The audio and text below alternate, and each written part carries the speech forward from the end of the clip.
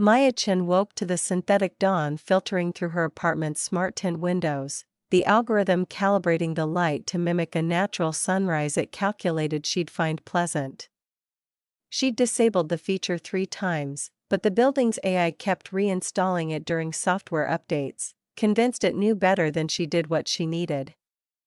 The irony wasn't lost on her, even her windows thought she required fixing. She padded across recycled composite flooring to her kitchen unit, passing walls covered in actual paper photographs and student artwork held up with ancient thumbtacks that left real holes. In 2847, when most people projected their memories as holographic galleries that updated in real time from neural implants, Maya's analog collection was considered charmingly backward. Or pathetically nostalgic, depending on who was judging. Her coffee maker was the old kind that required actual beans and water, not the molecular synthesis units that generated perfect espresso from atmospheric moisture and nutrient cartridges. She'd bought it at a vintage market, and it made coffee that tasted like coffee, not like an AI's interpretation of what coffee should taste like. The machine gurgled and hissed, and Maya wrapped her hands around a ceramic mug, chipped, yes, but given to her by a student who'd hand-painted "Best Teacher Ever" in slightly crooked letters. The girl had used actual paint, actual ceramic. Had taken actual time. Maya valued that more than any flawless, 3D printed gift. Through her window, she could see the modest residential sector of New San Francisco spreading below her. Her building was old construction, pre-integration, which meant it didn't interface seamlessly with the city's neural network.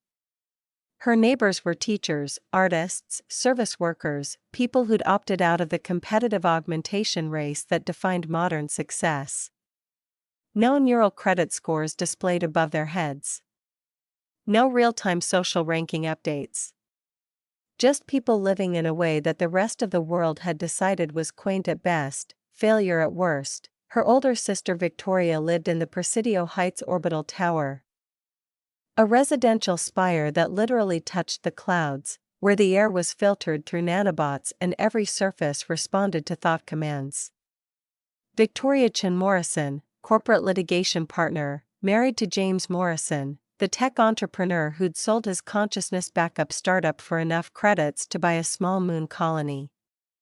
Their daughter Lily attended the Apex Academy, where 14-year-olds studied quantum physics through direct neural download and casual conversation included debates about post-human ethics. Maya taught art history at Lincoln High, a public school where kids still used tablets instead of neural interfaces, where the computers were 5 years old instead of 5 minutes old. Where success was measured in growth rather than metrics. Her students couldn't afford consciousness expansion or memory optimization or any of the 1,000 augmentations that separated the wealthy from everyone else. So Maya taught them to see, to think, to feel, to create meaning from nothing but observation and imagination. Skills that couldn't be bought or downloaded or synthesized. Her family thought she was wasting her life. Her phone chimed, the old kind that existed as a separate device rather than a neural implant. The calendar reminder glowed, Mom's 65th birthday, Celestial Room, 7 p.m., formal. Maya's stomach tightened. Another family gathering, another night of being the disappointment. The one who'd squandered her Stanford neural education degree to teach teenagers how to look at paintings. She'd been working on something for her mother for weeks, something that required time and thought and her actual hands. A photo album, physical, paper, bound with actual thread she'd learned to stitch from a tutorial. She'd collected family photos going back decades, printed them on real photographic paper, arranged them chronologically, and hand-painted decorative elements around each one. Flowers, patterns, little details that referenced private family jokes and memories. It had taken 40 hours of work, and it was imperfect in ways that made it hers. Victoria would probably arrive with a full sensory experience crystal. A neural gift that would give their mother instant access to perfectly curated memory vacations or enhanced dream scenarios. Expensive, flawless, requiring zero personal effort beyond selecting options from a catalog, Maya showered, dressed in a simple floral dress she'd found at a textile market, actual fabric, woven by human hands somewhere off-grid, and paired it with a cardigan her mother had knitted before arthritis and convenience had convinced her to stop. She picked up the photo album, its weight solid and real in her hands, and called for a ground transit pod. The ride to the celestial room took her through layers of the city, from her modest sector up through increasingly affluent neighborhoods where buildings grew taller and more integrated with the neural net. Where advertisements began appearing as overlays in her visual field, targeted, persistent, convinced she needed credit optimization services and career enhancement packages. She blinked them away irritably. Her sister probably never saw ads. People at Victoria's level had premium consciousness packages that filtered out anything unpleasant or inconvenient. The Celestial Room occupied the top 3 floors of the Morrison Building downtown, a restaurant where reservations required either 3 months' notice or the kind of social credit score that opened doors automatically. Maya's family had the latter. The elevator was a smooth magnetic lift that made her stomach drop as it accelerated upward. The city falling away below through transparent walls, the restaurant's AI greeted her with a subtle neural ping she felt as a gentle pressure behind her eyes, the polite knock of systems trying to interface with implants she didn't have. A human host appeared, his surprise carefully masked. "Ms. Chen. Your party is already seated. May I take your package?" The way he said package suggested he couldn't quite process why anyone would bring a physical object to a formal dinner. "I'll keep it, thanks." He led her through the restaurant, past tables where San Francisco's elite celebrated under a ceiling that displayed real-time feeds of actual space, Earth's curve visible through sophisticated satellite imagery. Diners wore clothes that shifted colors based on their moods, jewelry that displayed their social metrics, augmentations that made them subtly more than human. Maya, in her static fabric dress, felt like she'd time-traveled from a museum exhibit. Her family occupied a private section overlooking the bay, the Golden Gate Bridge restored and gleaming with smart materials that made it effectively indestructible. Uncle Robert was already holding court, his neural display showing stock portfolios to anyone who glanced at him. Aunt Linda wore a dress that was definitely alive, its surface rippling with programmed bioluminescence. Cousins Maya barely knew compared augmentation scars like trading cards. Her mother Helen sat at the head of the table, looking elegant and slightly uncomfortable with the attention. She'd grown up in old San Francisco, before the integration, and still retained a preference for actual conversations over neural network social pinging. She brightened when she saw Maya. "Maya, sweetheart." Helen stood to embrace her, and Maya caught the scent of the same perfume her mother had worn for 30 years, one of the few analog preferences she'd maintained. "You look lovely, happy birthday, Mom." Maya handed her the album. "I made you something." Helen's eyes widened as she felt the weight of it, the texture of real paper. She opened it carefully, and Maya watched her mother's face soften as she turned pages. Fingers tracing the painted details. "Maya, this is beautiful. This must have taken forever, probably." Victoria's voice cut through the moment like a scalpel. Maya's sister swept into the private section, a vision in adaptive fabric that displayed her law firm's logo subtly across her shoulders, a power move, letting everyone know exactly who she was. Her husband James followed, handsome in an understated way, his expression carefully neutral. Their daughter Lily trailed behind, looking exhausted despite, or perhaps because of, the neural optimization crown circling her temples. Victoria barely glanced at the album. "That's very crafty, Maya." "Mom, we got you something too." She produced a crystalline data sphere that glowed with inner light. "Full sensory Mediterranean vacation, 2 weeks, completely immersive. You can experience it whenever you want, as many times as you want. The neural integration is seamless. Helen held both gifts, the handmade album and the expensive crystal, and Maya could see her mother calculating the appropriate response. Thank you both. These are wonderful. Maya caught James watching her as she took her seat. He smiled slightly. Sympathy? Recognition, before Victoria pulled his attention away with some comment about their table location. Lily slumped in her chair, staring at nothing, and Maya felt a pang of concern for her niece. The dinner began with the kind of passive-aggressive small talk that defined Shin family gatherings. Aunt Linda, 3 glasses into the premium synth wine, focused her attention on Maya with predatory interest. Maya, dear, still in that apartment in the Mission? Linda's neural display helpfully showed Maya's address floating above the table, along with the building's age and estimated value. When I was your age, I'd already purchased my first property. Real estate is so important for building generational wealth. Victoria laughed, the sound perfectly calibrated. Maya likes her bohemian lifestyle, Aunt Linda. Not everyone prioritizes financial stability. Some people prefer authenticity. The way she said it made authenticity sound like a disease. Uncle Robert leaned forward, his social metrics display showing his net worth prominently. Maya had always suspected he left it visible deliberately. Teaching still treating you well, Maya? What's the salary for public education these days? 45,000 credits? 50, the table had gone quiet, everyone pretending not to listen while absolutely listening. Maya felt her face heat but kept her voice level. 52, actually. Plus benefits. Benefits. Victoria smiled. How practical. James's company pays for full neural optimization packages for all employees. Top-tier consciousness backup, memory enhancement, the works. But I suppose public sector work has its own rewards. Maya gripped her water glass, real glass, condensation cool against her fingers. I help kids discover who they are. That feels meaningful to me. Of course it does, sweetie. Victoria's tone dripped with condescension.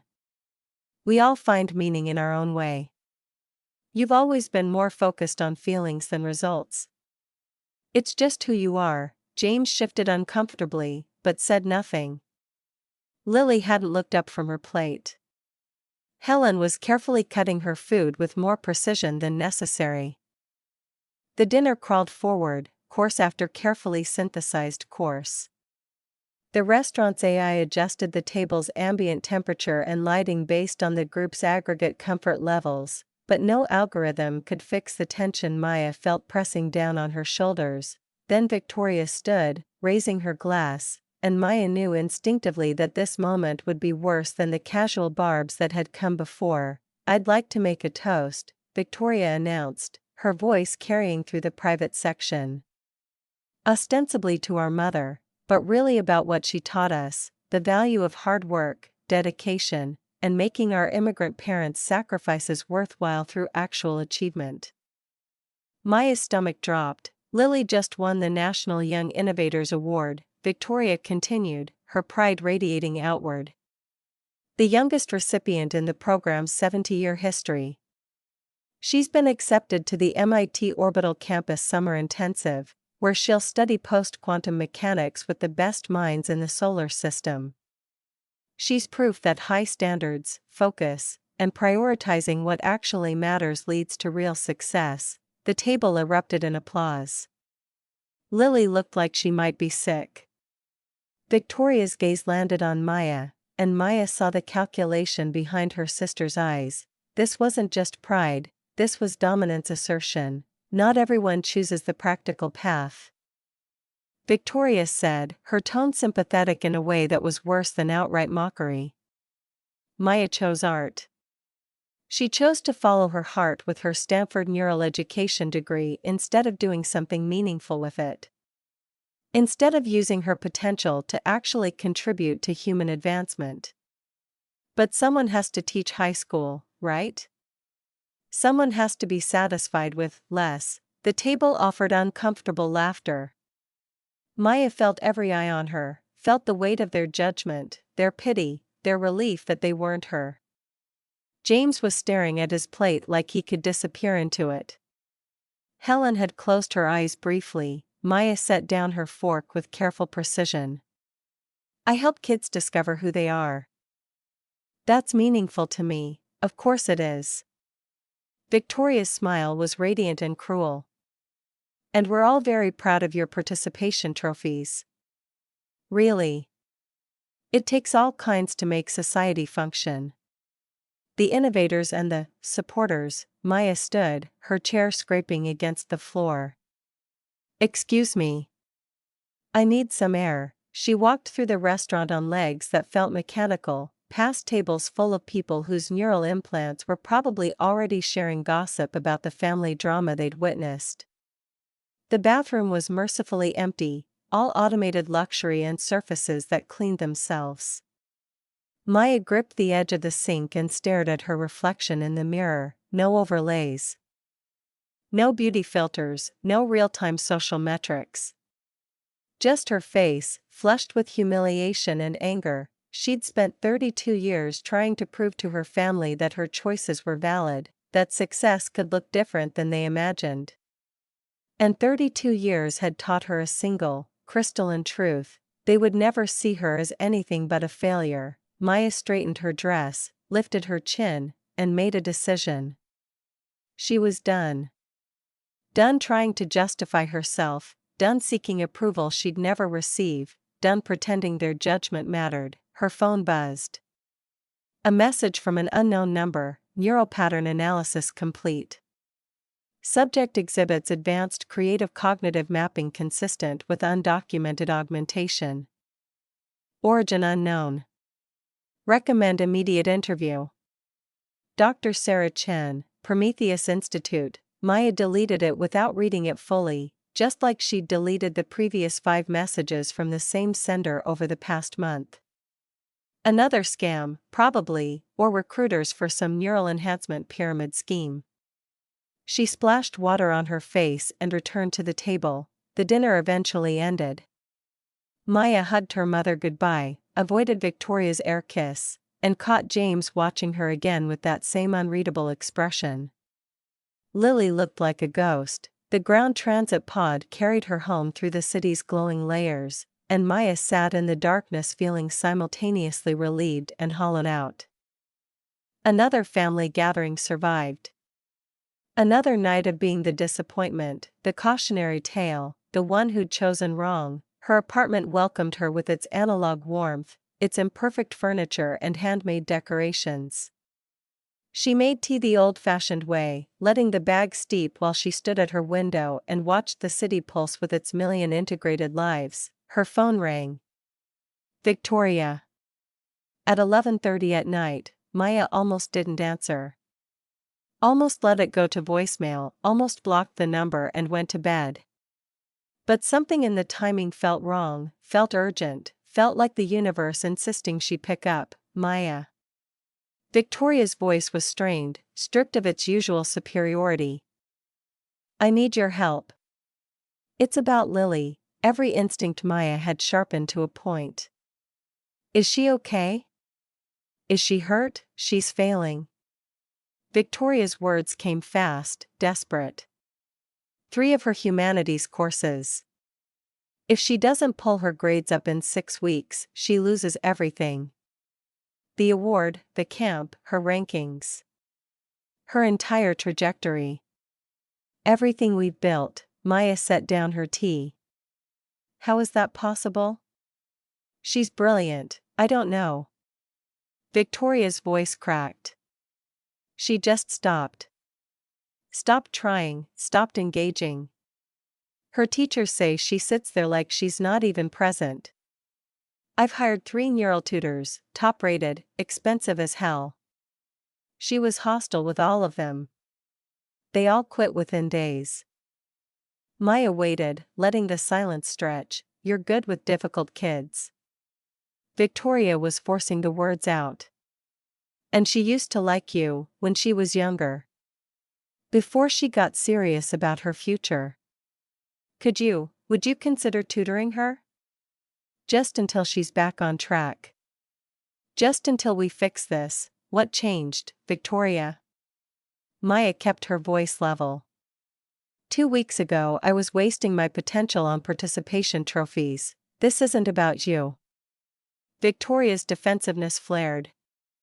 This is about Lily. About my daughter's future. Can you help her or not? Maya thought about Lily's exhausted face at dinner, the way the girl had looked like she was drowning. She thought about what it cost Victoria to make this call. To ask for help from the sister she'd spent decades diminishing. What were you paying the neural tutors? 200 credits an hour. But obviously, your family, so I was thinking 50? You could probably use the extra income with your salary. The insult was reflexive, unconscious, so deeply embedded in how Victoria saw her that she didn't even register it as an insult. Maya should have hung up. Should have blocked the number and gone to bed victorious in her refusal, but she thought about Lily. About a 14-year-old girl breaking under pressure no child should carry. I'll do it, Maya said. But not for your pity money, Victoria. I'll do it because Lily deserves better than whatever's breaking her. And I'll do it my way. No interference. No questioning my methods. You hired 3 expensive tutors who failed. Now you trust me, or you find someone else. Victoria's relief was audible. Fine. Whatever you need.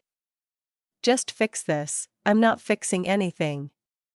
Maya looked out at the city, at all its glowing promise and hollow achievement. I'm going to help her.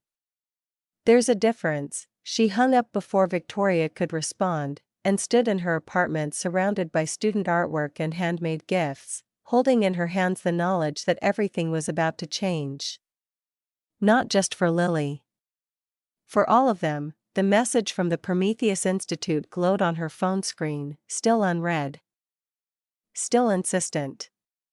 Maya looked at it for a long moment, then opened it fully for the first time. Your cognitive patterns suggest undocumented neural enhancement of unprecedented sophistication.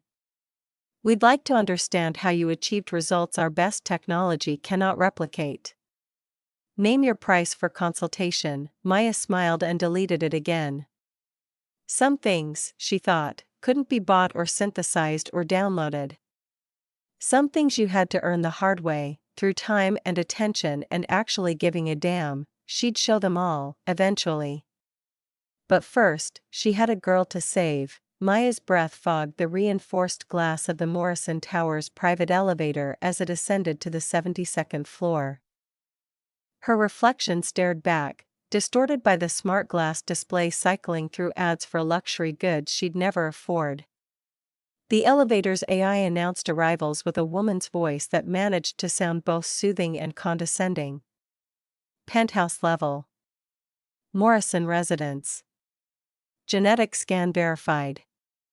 Welcome, Ms. Chen. The doors whispered open to reveal a sprawling foyer that looked less like a home and more like a museum curated by someone who'd confused wealth with warmth.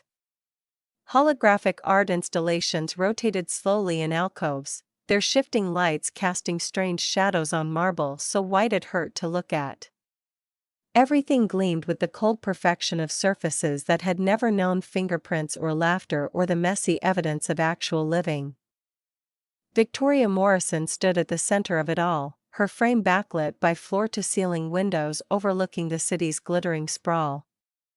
She wore a tailored suit in corporate gray, her neural interface glowing faintly at her temple where it synced with her company's network. Even at home, she was plugged in, optimized, performing. You're 8 minutes late. Victoria didn't turn around. Her voice carried the flat precision of someone who measured everything and found most of it lacking. Maya checked her battered smartwatch. 7 minutes, actually, but she didn't correct the woman who'd somehow convinced herself that paying someone to care about her daughter was the same as actually doing it herself. Traffic was bad on the lower levels, then you should have left earlier. Victoria finally turned, her gaze sweeping over Maya's discount rack blazer and scuffed flats. The judgment was surgical, efficient, complete. She crossed the space between them and thrust a sleek tablet into Maya's hands. Lily's current academic profile. As you can see, her performance metrics have declined 17% this quarter. Her social ranking among peers is in the 63rd percentile. Her extracurricular achievement score puts her behind 3 other applicants in her cohort. Maya scrolled through screens dense with graphs, projections, comparative analyses. Lily Morrison existed in this tablet as pure data. A collection of numbers that needed optimization. There wasn't a single photo of the actual girl.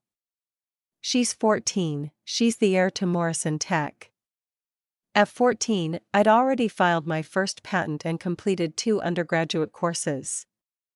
At 14, exceptional isn't optional. Victoria tapped the tablet, pulling up a new document. These are her target schools: MIT, Stanford, Caltech. She'll need 95th percentile or better to guarantee admission.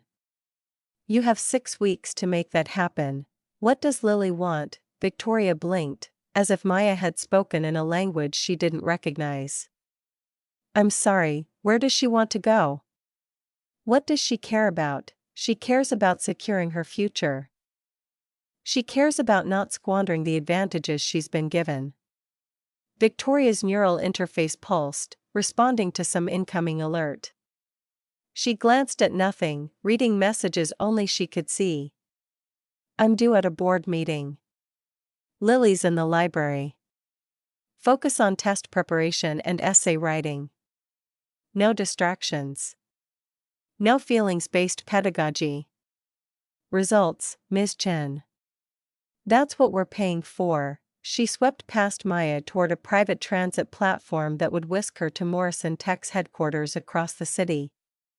The platform's doors sealed shut with a hiss, and Victoria disappeared, leaving Maya alone in a home that felt less like a residence and more like a very expensive prison. Maya found Lily exactly where Victoria had said she'd be, which somehow made it worse. The library occupied an entire wing of the penthouse, its shelves lined with leather-bound first editions that Maya suspected no one had ever actually read. A massive desk dominated the center of the room, its surface embedded with holographic displays showing multiple textbooks and assignment trackers. Lily sat hunched before it all, her shoulders drawn up around her ears, staring at a chemistry simulation without really seeing it. She didn't look up when Maya entered. Didn't acknowledge her presence at all. Hey, Lily, my mom made you come. The girl's voice was flat, drained of inflection. 14 years old and already she sounded like she'd given up on something essential. You don't have to pretend to care. Maya crossed the room and sat down beside Lily instead of across from her, close enough to see the tension in the girl's clenched hands, the rigid set of her jaw. Close enough to recognize someone who'd learned to make herself small. Your mom asked me. I chose to come. There's a big difference between those two things. Lily finally turned her head, studying Maya with eyes that were too knowing, too weary for someone who should still believe the world might be kind. Is there? When was the last time you did something just because you wanted to? The question seemed to short-circuit something in Lily's carefully maintained composure. Her forehead creased. What? Not for grades. Not for college applications. Not because someone told you it would look good on your profile. When did you last do something that made you happy? Maya kept her voice gentle but didn't look away from the confusion and pain warring in Lily's expression. The girl's eyes filled with tears that she tried desperately to blink back.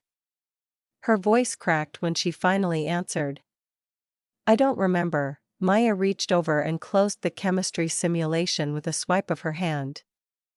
The holographic molecules dissolved into nothing. Then that's what we're starting with, Over the next sessions, Maya systematically dismantled every assumption Victoria had built into Lily's education. For history, she ignored the approved curriculum entirely and took Lily to the old Getty Museum in the historical district. They stood before paintings from centuries past, and Maya taught Lily to read the power dynamics of different eras through costume and composition, through who got painted and who didn't, through the stories people told about themselves when they thought they were just making art. Lily's eyes lit up for the first time when Maya pointed out how a Renaissance merchant's portrait revealed everything about his social anxiety, his desperate need to be seen as noble rather than merely rich. He paid for this painting, Maya said, but he couldn't pay for authenticity. See how stiff he looks? How he's copied the pose of actual aristocrats, but it doesn't quite fit. Money can't buy belonging. The girl stared at the painting for a long time, then said quietly, "My mom has us take family portraits every year.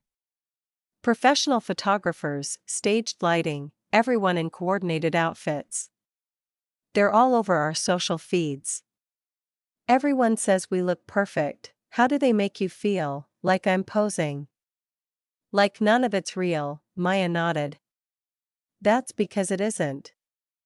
And somewhere deep down, everyone who sees those photos knows it." For literature, Maya brought graphic novels instead of the approved classic text list, asking Lily to sketch scenes and explore how visual storytelling could carry emotion that words alone couldn't touch.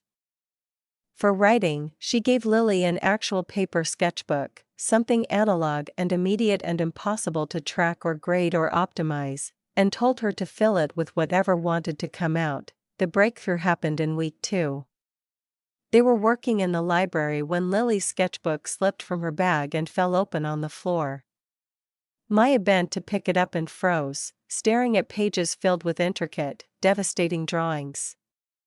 Portraits of people who looked lonely even in crowds. Landscapes that captured the aching beauty of the city's forgotten corners. Abstract pieces that were pure emotion made visible, pain and longing and desperate hope all tangled together in lines and shadow. They were extraordinary. They were the work of someone with genuine talent who'd been forced to hide it like a shameful secret. "Lily." Maya's voice came out rough with surprise. "These are incredible. How long have you been drawing?" Lily snatched the sketchbook back, her face flooding with panic. "It's nothing. It's stupid. Please don't tell my mom." "Why would this be stupid?" "Because it doesn't matter." The words burst out of Lily like something that had been building pressure for years. "It doesn't get me into MIT. It's not productive or practical or part of any strategic life plan. My mom would kill me if she knew I wasted time on this. She already thinks I'm disappointing enough." Maya felt something crack open in her chest, that old familiar pain of being seen as broken for wanting to make beautiful things instead of profitable ones. She took the sketchbook gently from Lily's hands and opened it again, studying each page with the attention it deserved. "This isn't wasted time. This is who you are. And it's beautiful." Lily broke then, really broke, deep heaving sobs that shook her whole body. Maya pulled her close and let her cry, stroking her hair and murmuring reassurances, and felt the exact moment when something fundamental shifted between them. When they stopped being tutor and student and became something more like allies. Two artists trying to survive in a world that wanted to flatten them into acceptable shapes. James Morrison started appearing during their sessions in week 3. At first it was just brief interruptions, bringing coffee or checking if they needed anything. But then he began to linger, settling into one of the library's leather chairs, listening to Maya teach with an expression that looked like hunger. Like someone who'd been starving without realizing it and had just caught the scent of food. He was handsome in an understated way that made Maya's pulse skip despite her better judgment. Gentle eyes, warm smile, slightly rumpled even in clothes that cost more than her monthly rent. There was a sadness about him, a loneliness that Maya recognized because she wore the same thing herself, The first real conversation happened during a break when Lily had gone to get snacks.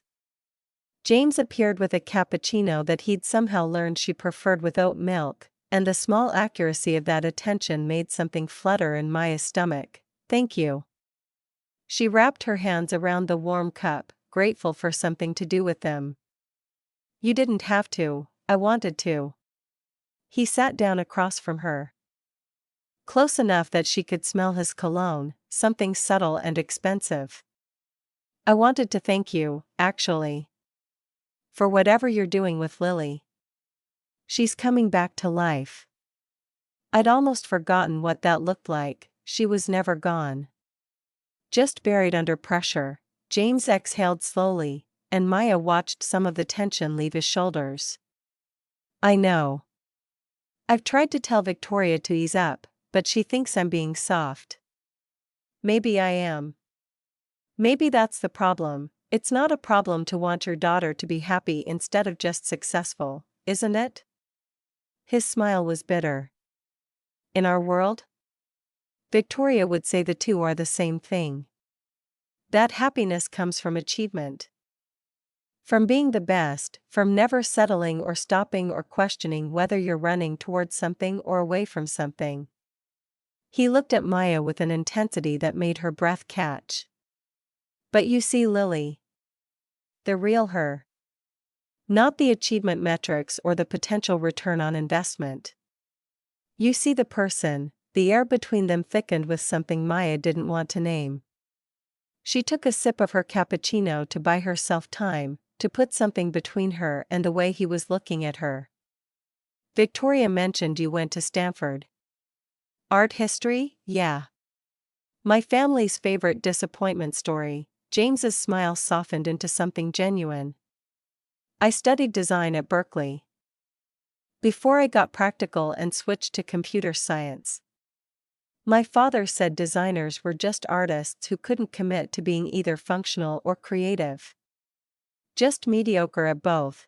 "What happened to your designs?" "Same thing that happened to your art, I'm guessing. Life. Expectations. All those right choices that slowly stop feeling right." He leaned forward, forearms on his knees, close enough now that Maya could see the flecks of gold in his eyes. "It's not too late though, is it? To make something beautiful?" His voice dropped lower on those last words, and Maya knew they weren't just talking about art anymore. Her face flushed hot. "James, I know. I'm sorry. That was inappropriate." But he didn't lean back. Didn't take it back. Just kept looking at her like she was something rare and precious that he'd spent years thinking didn't exist. Lily came back with snacks, and the moment broke, but Maya felt it humming between them for the rest of the session. Felt it following her home on the train, keeping her awake that night, making her question every choice that had led her to this impossible situation. By session 8, Lily had improved dramatically in all her subjects, but not because she was memorizing better or optimizing her study strategies. She was engaged now, curious, finding connections between art and history and literature and science that made everything else fall into place. She'd stopped seeing school as a series of obstacles to overcome and started seeing it as a canvas where she could create meaning. Maya took her to a contemporary art exhibition in the museum district, and James somehow had a meeting cancelled and offered to drive them. In the museum, surrounded by bold abstracts and interactive installations, they lost Lily in the sculpture section. The girl was 14, not stupid. Maya suspected she'd made herself scarce on purpose. Maya and James stood before an enormous painting, all raw emotion and violent color, passion made visible in oil and acrylic. She could feel the heat of his body next to hers, could smell his cologne mixing with the museum's particular scent of old air and new paint.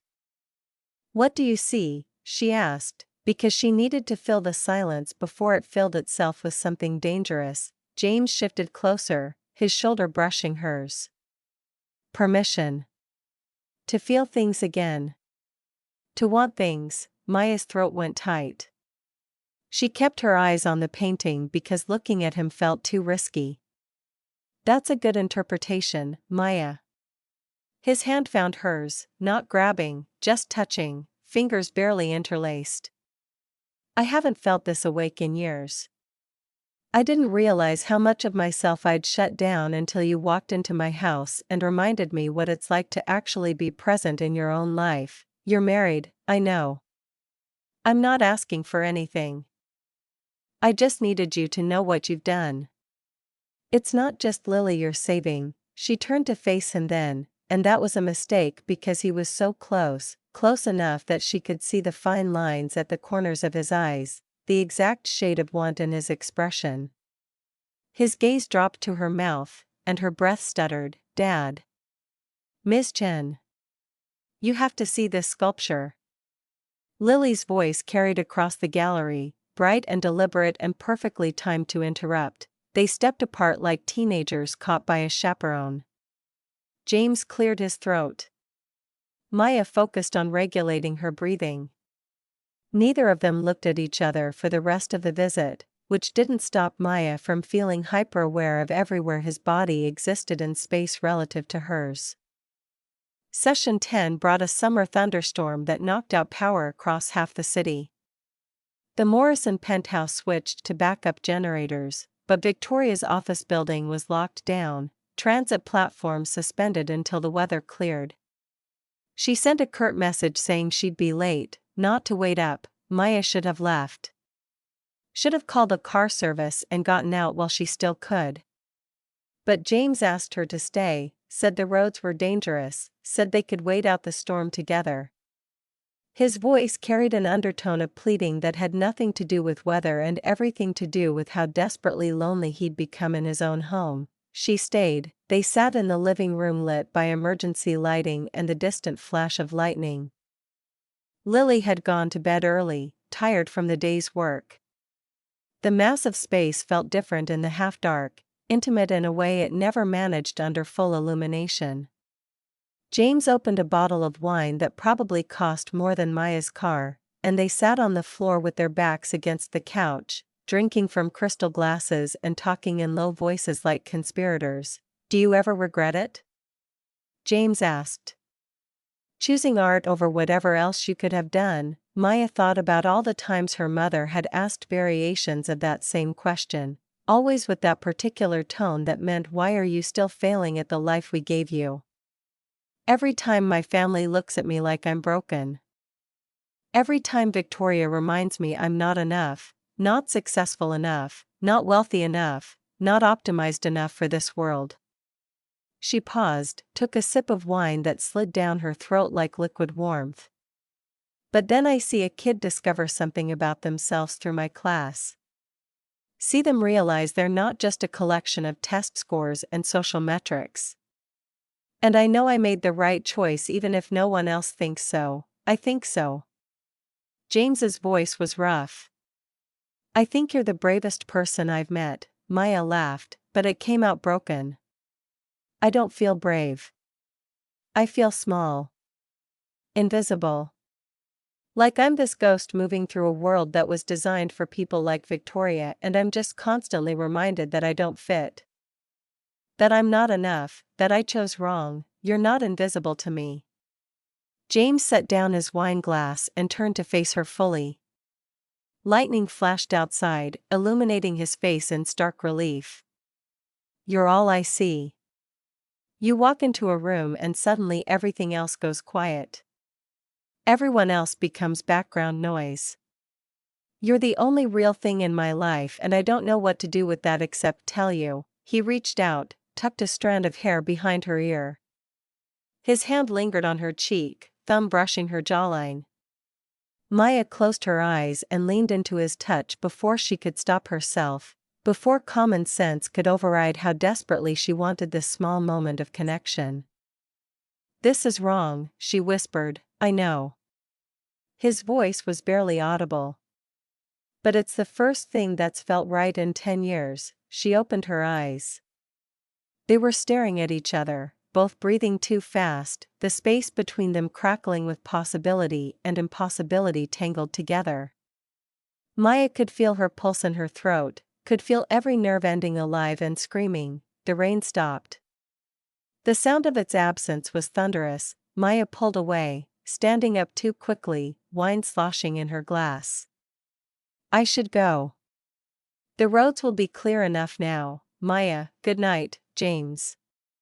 She didn't look back as she gathered her things, didn't trust herself to see whatever expression he was wearing.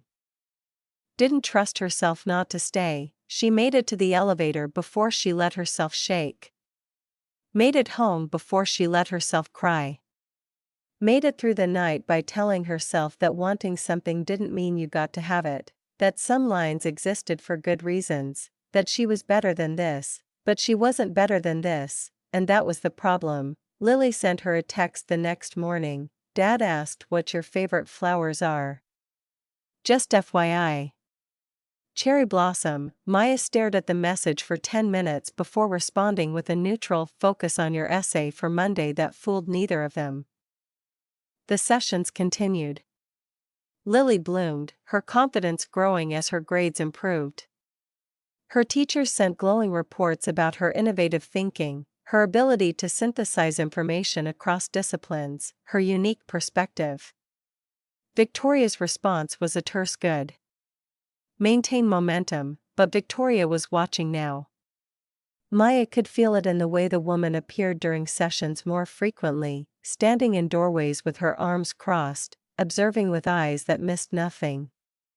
Could feel it in the increasingly pointed questions about Maya's methods, her qualifications, whether all this creative nonsense was really necessary for test preparation. Could feel it in the way Victoria's gaze moved between Maya and James. Calculating, measuring, finding something she didn't like but couldn't quite articulate yet. Session 12 happened on a bright afternoon that made the penthouse's sterile perfection look even more lifeless.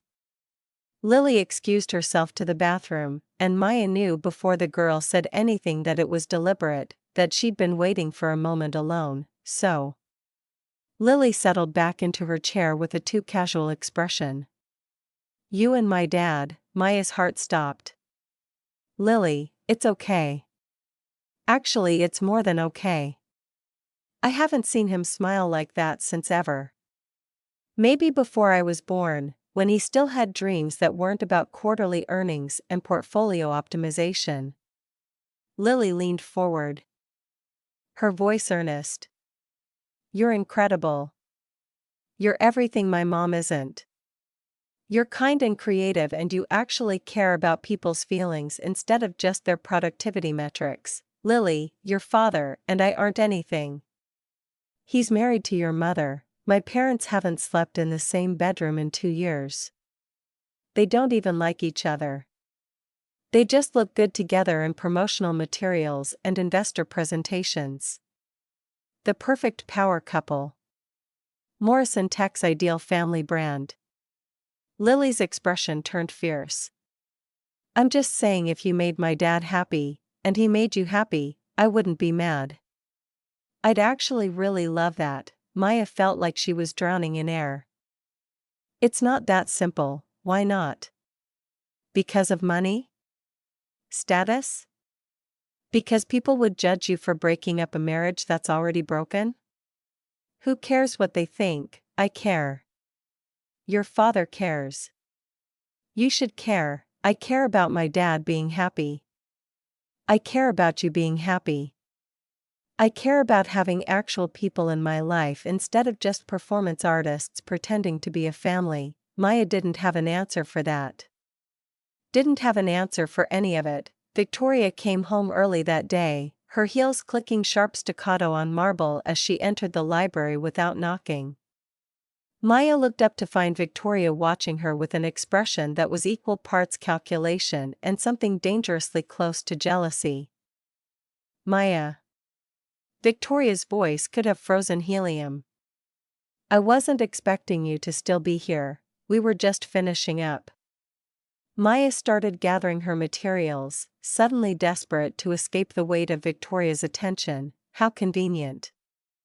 James, I need to discuss some documents with you. Now, please. It wasn't a request. James stood slowly, reluctance written in every line of his body. "I'll see you out," he said to Maya. "That won't be necessary." Victoria moved to block the doorway. "I'm sure Maya can find her own way. She's been here enough times." The dismissal was clear. Maya nodded, squeezed Lily's shoulder briefly, and left without looking back. But she felt Victoria's eyes following her all the way to the elevator. Felt the woman's rage simmering under her perfect surface, felt the ground shifting under everyone's feet. Finals week approached.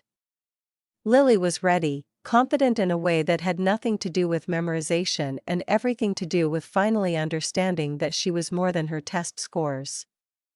Maya's official time at the Morrison house was ending. The final session came on a warm evening that smelled like summer and possibility.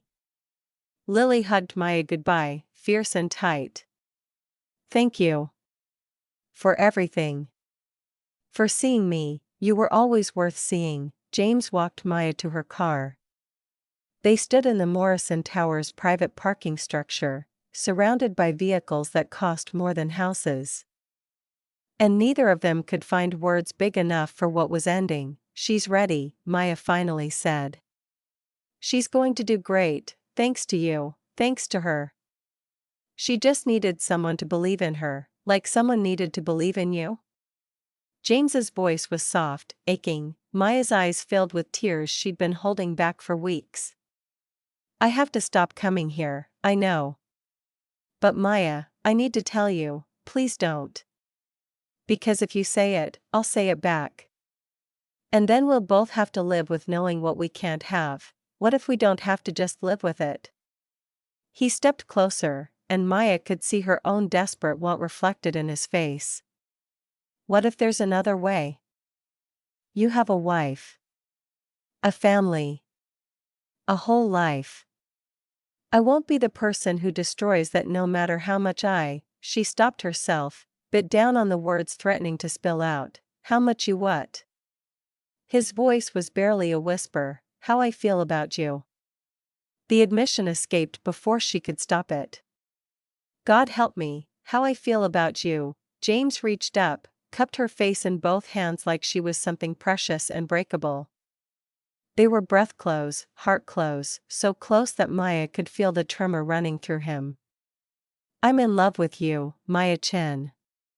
I've been falling since the first day I heard you teach. I'm in love with your kindness and your passion and the way you see beauty in everything. I'm in love with feeling like myself again when you're around, James."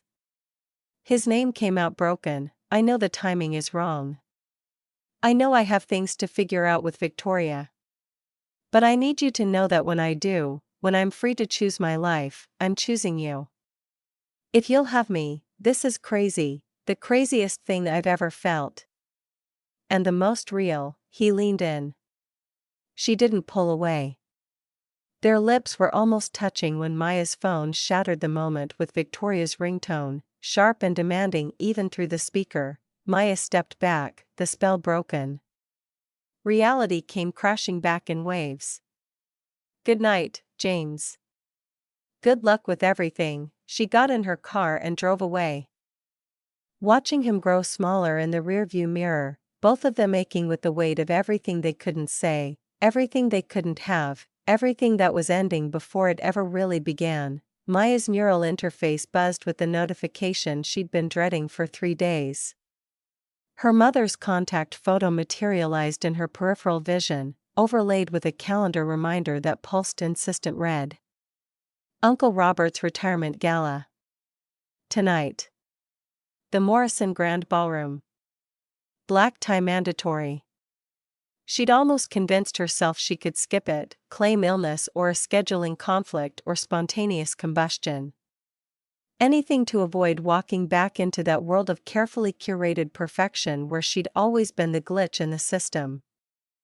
But her mother had called 6 times. Had sent messages that escalated from polite requests to thinly veiled guilt trips to the final weapon: "Your father would have wanted you there." It was emotional manipulation of the highest order, and it worked every single time. Maya stood in her tiny apartment bathroom, staring at herself in the mirror that doubled as a smart screen, currently displaying helpful suggestions for evening makeup looks she couldn't afford and didn't want. She'd pulled her one decent dress from the back of her closet, a deep blue sheath that was 3 years old but still fit, still looked elegant in a quiet way that would never compete with Victoria's designer everything. She'd learned long ago not to try. The ride to the country club took her through the city's stratified levels, from her modest ground floor neighborhood up through the elevated platforms where money bought you literal distance from the crowds below. By the time her hired car pulled up to the Morrison Grand's entrance, Maya's stomach had tied itself into knots that no amount of deep breathing could untangle. The ballroom was exactly what she'd expected. Crystalline chandeliers that shifted through programmed color spectrums, holographic displays showing Uncle Robert's career highlights in tasteful rotation, tables draped in smart fabric that changed pattern and hue to match the evening's progression. Everything was beautiful and expensive and designed to remind you that you were in the presence of people who mattered. Victoria was holding court at the family table when Maya arrived, her neural interface glowing an expensive sapphire blue that matched her gown. James sat beside her looking vaguely uncomfortable in his formal suit, and Lily was there too, subdued in a dress that probably cost more than Maya's monthly rent. The perfect family portrait, except Maya could see the cracks now. Could see how James angled his body away from Victoria. Could see the tension in Lily's shoulders. Could see Victoria's smile looked more like a performance than an expression. Maya's mother spotted her first, waving her over with an enthusiasm that felt more desperate than welcoming. The rest of the family turned to look, and Maya felt the weight of their assessment like a physical thing. Aunt Linda's gaze swept from Maya's discount dress to her minimal jewelry to her unpowered neural interface, the kind you got with basic healthcare instead of premium upgrades. Cousin David smirked into his champagne. Uncle Robert at least had the grace to nod politely. Maya, you made it. Her mother's voice was too bright, compensating for something. Come sit, sweetheart. We saved you a seat. The seat was at the far end of the table, naturally. Maya settled into it and immediately wished she'd committed to the spontaneous combustion plan. Still teaching? Aunt Linda asked, her tone suggesting she already knew the answer and found it quaint. Any prospects for advancement? Administration? Curriculum development? Anything that might lead somewhere? Maya forced a smile that felt like broken glass. Still teaching. Still happy with it, how nice. Linda's returning smile didn't reach her eyes. Must be wonderful having summers off. Like a permanent vacation. Teachers work summers too, Maya said quietly. Professional development, curriculum planning, summer programs, of course, of course. Linda waved a hand, dismissing the entire conversation. Still, it must be less stressful than real corporate work. Victoria was just telling us about her latest acquisition.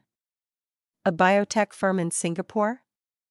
The Neural Enhancement Division. Victoria preened under the attention, launching into details about quarterly projections and market disruption that made Maya's eyes glaze over. She caught James watching her from across the table, his expression unreadable, and looked away before Victoria could notice.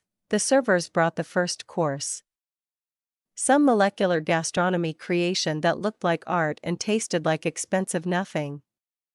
Conversation flowed around Maya like water around a stone, occasionally splashing her with comments designed to look like inclusion but felt more like targeted strikes. Maya's been busy too, Victoria said suddenly, her voice cutting through the table's chatter with surgical precision.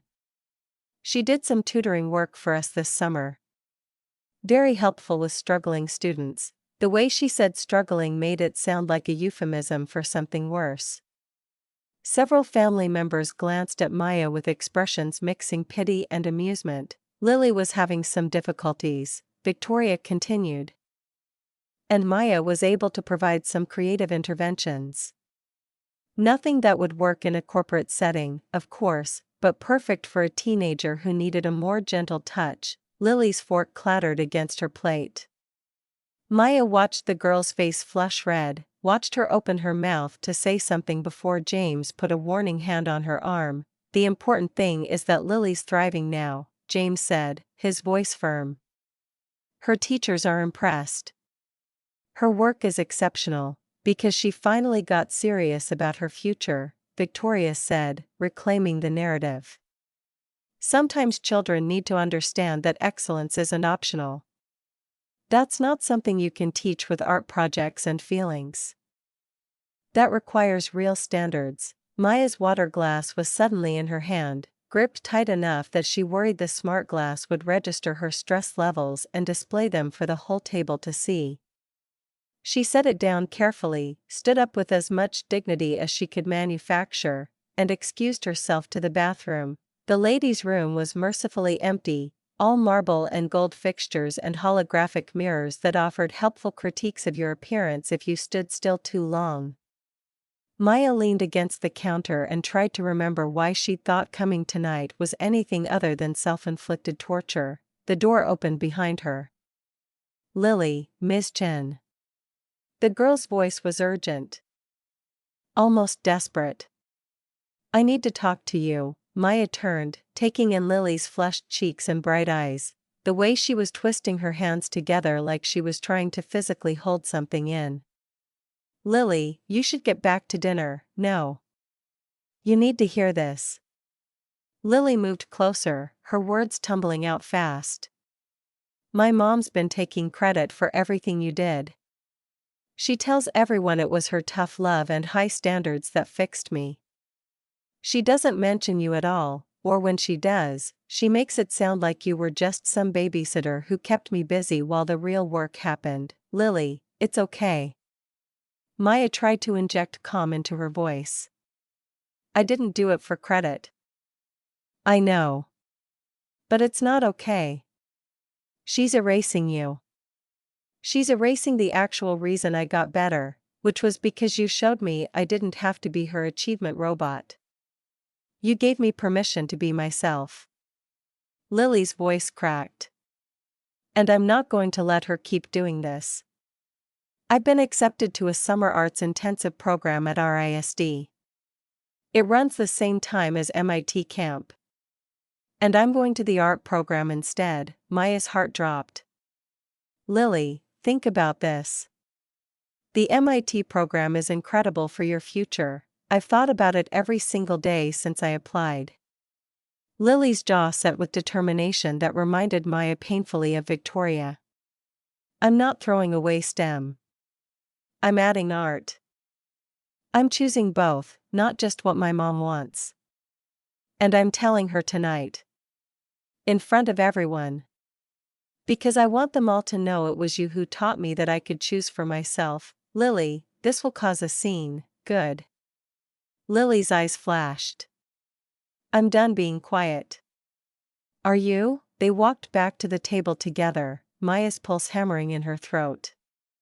The main course had arrived, some elaborate protein synthesis that looked like it belonged in a lab instead of on a plate. Victoria was mid-story about Lily's academic comeback, gesturing with her fork for emphasis. Really, it just took some structured discipline and clear expectations. Children need boundaries, and when Lily finally understood there was no room for excuses, she rose to meet the standards. It's about not coddling them or letting them get distracted by frivolous pursuits. You have to be willing to make the hard choices, set the tough rules, and not back down when they push back with emotions instead of effort. Mom. Lily's voice cut through Victoria's monologue like a blade. Stop. The entire table went silent. Forks paused midair. Conversations died mid-sentence. Victoria froze, her expression cycling through surprise to irritation to forced amusement in rapid succession. Lily, sweetheart, we can discuss this later in private. No. We're talking now. Lily remained standing, her hands braced on the table. You've been telling everyone that your tough love and high standards saved my grades. But that's a lie. I was failing because your tough love was killing me. I was drowning, Mom. I was so miserable I couldn't function. I couldn't sleep. I couldn't think. I spent every single day wondering if I'd ever be enough for you, and knowing the answer was no. Gasps rippled around the table. Maya's mother pressed a hand to her mouth. Uncle Robert's fork clattered to his plate. Victoria's face drained of color, her neural interface flickering as her stress levels spiked. The only reason I'm okay now is because of Aunt Maya. Lily's voice shook but held firm. She didn't fix me with tougher standards. She saved me by showing me I was allowed to be human. She taught me that I could be smart and creative. That I could achieve and have a soul. That art wasn't frivolous, it was part of who I am. She saw me when everyone else just saw a GPA that needed optimization. Tears were streaming down Lily's face now. Maya stood up instinctively, wanting to go to her but frozen by the weight of every eye in the room. Aunt Maya didn't make me smaller to fit into your success box, Mom. She showed me I could be bigger than any box. She showed me I was already enough. And I love her for it. Lily took a shaking breath. And here's more honesty since we're doing this. I'm not going to MIT camp. I've been accepted to the Rhode Island School of Design's intensive summer program, and I'm going there instead. I'm still doing STEM. I'm not giving that up. But I'm also claiming my art. I'm choosing both, because I'm allowed to be complete. The table erupted in shocked whispers and exclamations. Victoria looked like she'd been physically struck, her carefully maintained composure cracking in real time. You applied behind my back? Victoria's voice was barely controlled. You made this decision without consulting me? After everything I've done for you, after all the opportunities I've given you, this is how you repay me, the way you made every decision about my life without asking what I wanted? Lily's voice rose. Yeah, Mom. I did. And I'm not sorry. James stood up, placing both hands on Lily's shoulders. His face was full of pride and something else, something that looked like long-delayed resolve. She's right, Victoria. About all of it. Victoria's head snapped toward him. Excuse me, I said she's right. James's voice was quiet but carried through the silent ballroom. Our daughter was miserable, and I watched it happen because I was too afraid to stand up to your vision of perfection. Too afraid to say that maybe grades and achievements and optimal outcomes aren't the only things that matter. Too afraid to protect my child from her mother's need for control. James, this is not the time or place. Victoria's words came through clenched teeth. It's exactly the time and place.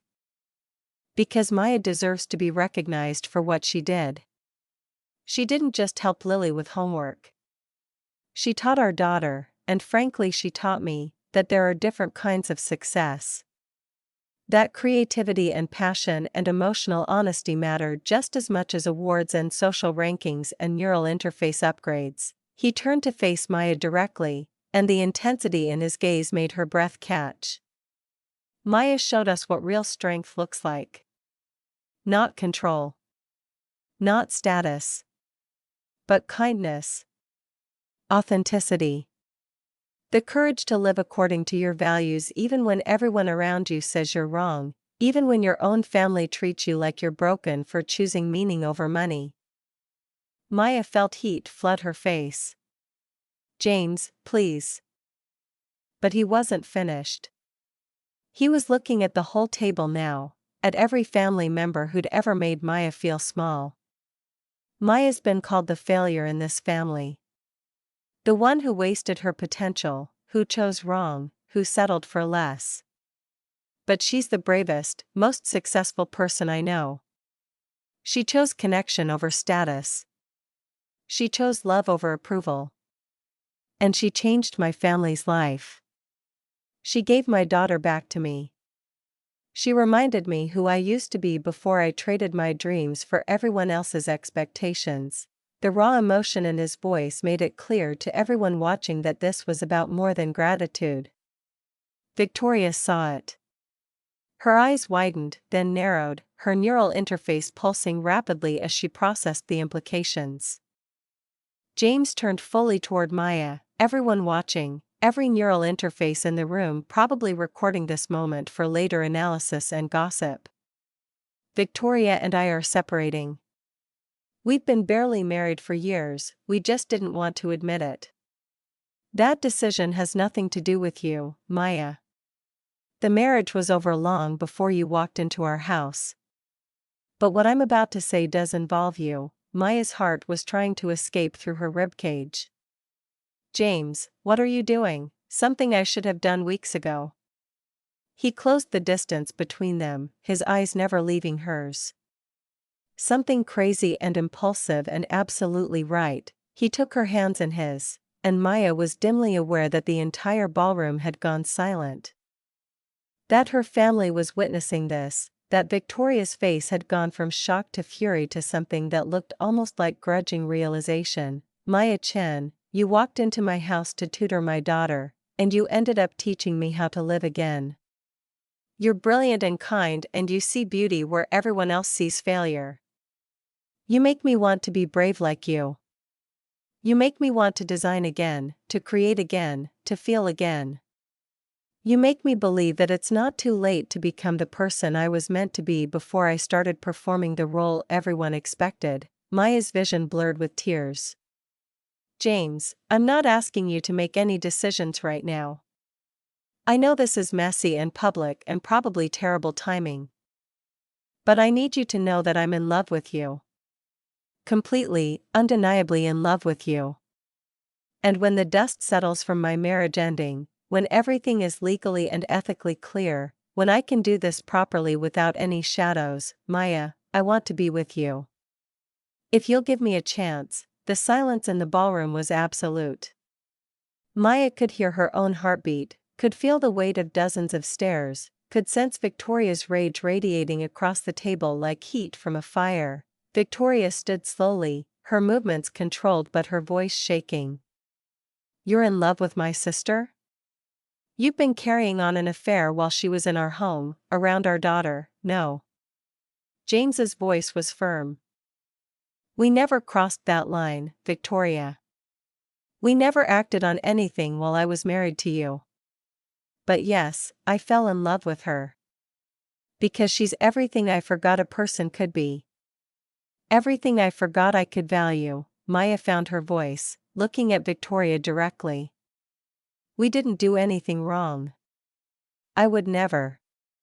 But Victoria, I'm not going to apologize for existing in your life and having an impact. You asked me to help Lily. I did. Your husband's feelings are his own, and we didn't act on them. We wouldn't have.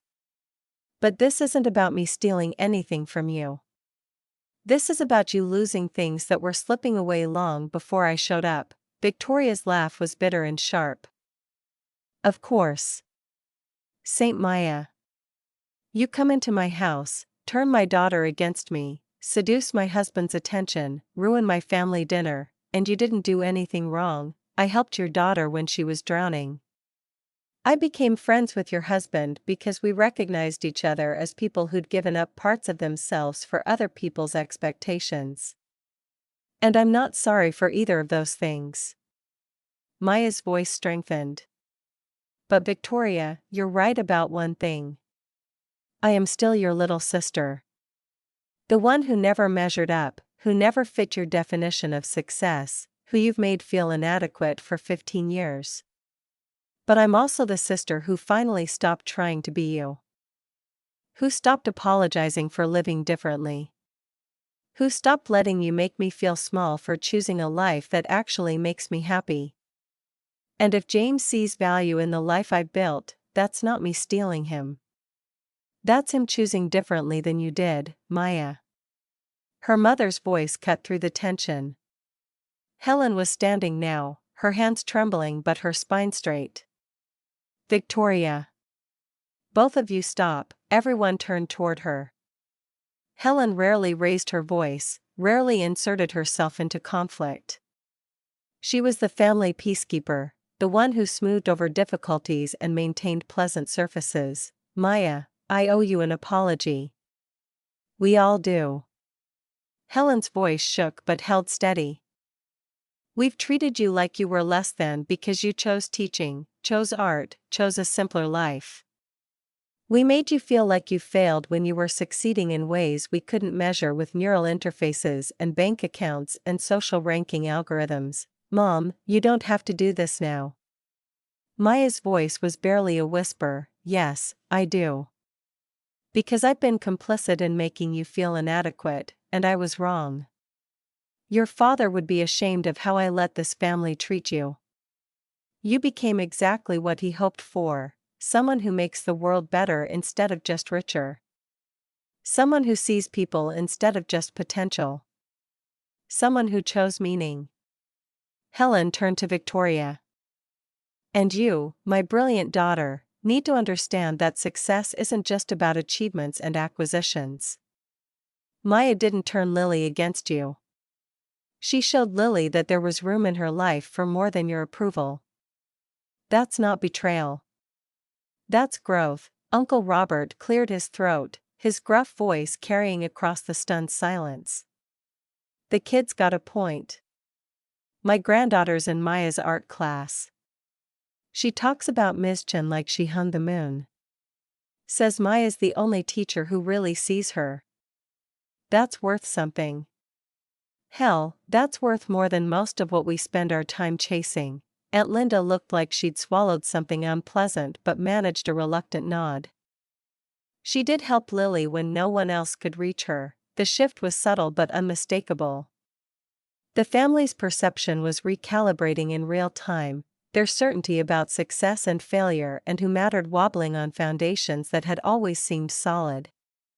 Victoria could feel it happening, could see her pedestal crumbling, and the panic in her eyes was almost painful to witness. Lily.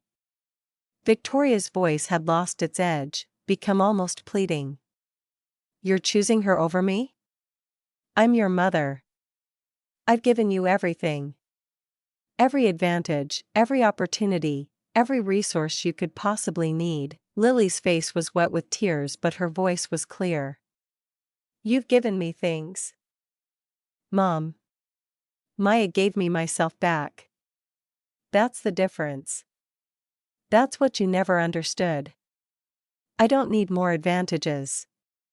I needed someone to tell me I was enough without them. Victoria grabbed her purse, her neural interface flashing urgent red as her biometrics spiked into dangerous territory. I need air. I need to not be here. She left, heels clicking sharp staccato on the marble floor, her perfect posture maintained even in retreat but everything else about her radiating fracture. The ballroom doors closed behind her with a soft hiss, and the party slowly, awkwardly resumed breathing. Family members approached Maya in ones and twos as the dinner broke up, offering stilted apologies and backtracking comments that couldn't quite erase years of subtle dismissal but at least acknowledged it had happened. Maya handled each one with grace she didn't feel, her emotional reserves depleted past empty. James and Lily found her at the coat check, where Maya was trying to figure out how to order a car with hands that wouldn't stop shaking. Ms. Chen. Lily's voice was small now, uncertain. I'm sorry if I made things harder for you. I know that was really public and probably not what you wanted. Maya pulled her into a fierce hug. You didn't make anything harder. You were brave. You were more brave than I've ever been. I'm so incredibly proud of you. So you're not mad? About the art program? About me basically announcing it like that. I think you're making exactly the right choice. And I think the way you claimed it for yourself was perfect. Maya pulled back, keeping her hands on Lily's shoulders. I'm honored you want me there for it. Lily's grin was watery but genuine. I'm having my first real exhibition next month. Would you come? I kind of need you there. For moral support and also because half the work is inspired by your teaching and it would be weird if you weren't there to see it. I wouldn't miss it for anything in the world. Cool. Good. Great. Lily glanced between Maya and James with an expression of transparent mischief. I'm going to go wait in the car now. Dad, take your time. Like, seriously, take however much time you need. I have my tablet. I'm fine. No rush at all. She disappeared toward the parking structure, leaving them alone in the coat check area. The space suddenly felt too small and too large at once. James ran a hand through his hair, looking younger and more vulnerable than Maya had ever seen him. That was insane. I'm sorry. I should have talked to you first before I just declared my feelings to your entire family and probably half the country club's facial recognition network. Maya surprised herself by laughing, the sound breaking through her exhaustion like light through clouds. It was insane. It was also maybe the most romantic thing anyone's ever done, yeah? Hope flickered across his face, yeah. But James, we can't just jump into this. You're still married. You have to deal with the divorce, and Lily's adjustment, and your whole life is about to change in massive ways, I know. He stepped closer, close enough that she could smell his cologne and see the gold flecks in his eyes. I'm not asking you to jump into anything.